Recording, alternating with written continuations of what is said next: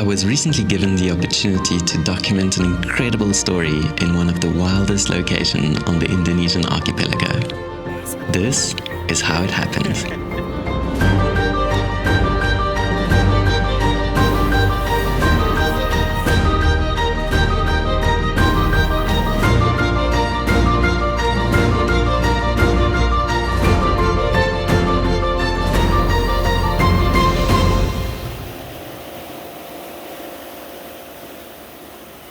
When we arrived, knowing very little about our final destination, we couldn't quite believe our eyes. The village of Mbokita is literally built on top of the ocean. Every house has access to the water from all four sides. People here live in total dependence of the teeming ocean that surrounds them. Fish and rice 3 times a day, every day. Yo, you got one! This was by far the most remote place I'd been to in Indonesia. What? Crash landed on a very cool planet. We had come all the way here to tell the incredible story of Mehmet, marine and coastal leader for Nature Revolution Indonesia, and the work he does in this village, a body of work aimed to educate and empower remote communities about their environment and the blatant threats looming over it. Yeah, okay. Sini. We learned about the crown of thorns starfish, COTS for short, the second largest sea star species on Earth, native to the Indo-Pacific region, which preys on coral reefs. Their presence in the ecosystem is a necessary balance, but when found in outbreak proportions, they can cause immense damage to the reef, a single one capable of eating through 10 square meters of coral every year. The reefs surrounding Mbokita have dense concentrations of these stars, sometimes finding hundreds per hectare. We spent the first day monitoring the species, identifying outbreaks and plotting their distribution. The second day was spent handling them, which is a better word for injecting them with a vinegar solution and pulling them off their prey, killing the starfish without allowing them to spore and produce more specimens.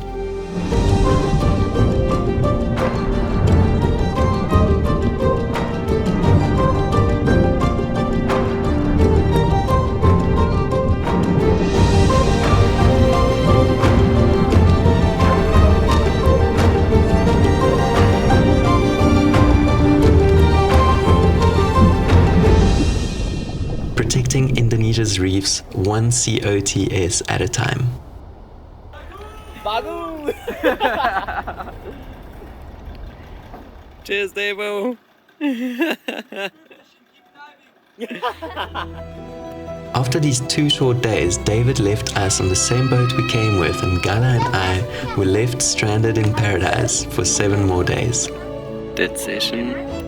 We fully immersed, relishing in the simple pleasures of the island, connecting with the locals and everyday acting towards a better world.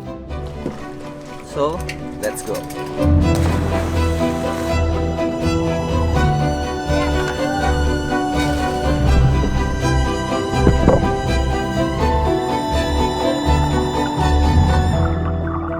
We spent days doing cleanups, monitoring the coral reefs, tying up rocks and sinking coral nurseries, and teaching the children about plastic pollution.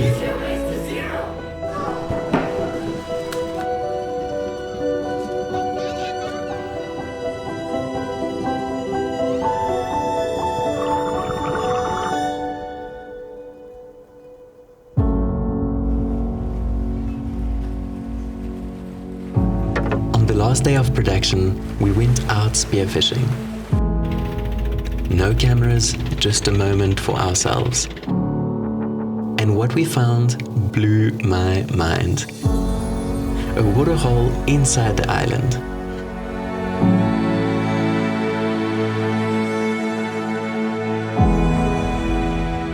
I felt as if in a place of worship, looking at the purest form of the creation.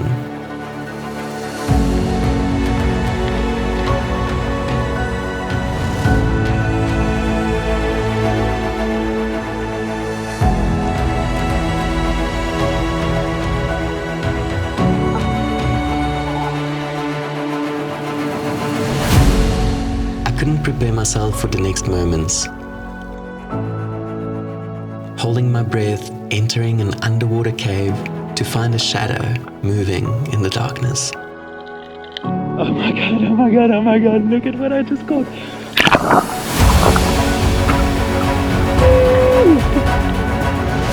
That's insane! Wow!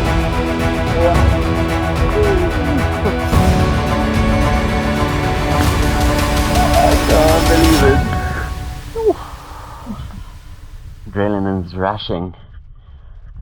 I feel kind of bad, it's such a beautiful creature.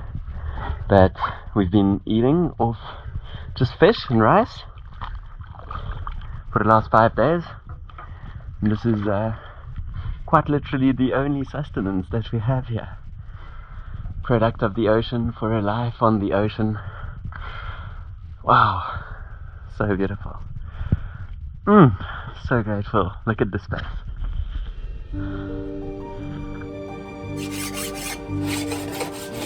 2 hours later, this majestic Grand Trevally was cooked and filled 26 plates of food for our family. Ocean to table at its best. We used the ocean, but with grace, and honored its gifts with gratitude.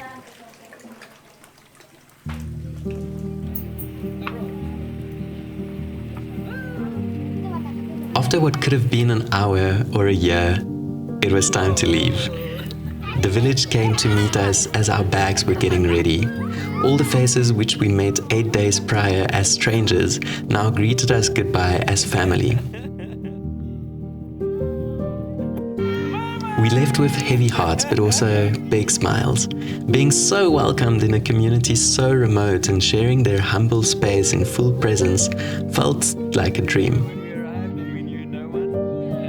I leave with the thought that lost paradises like these are rare and that it's essential for education and empowerment work to be done to preserve their integrity. Thank you to the whole team at Nature Revolution for the forefronting work you do in this community and many others across Sulawesi. Thank you for your trust in letting me tell your story. Farewell, Mbokita.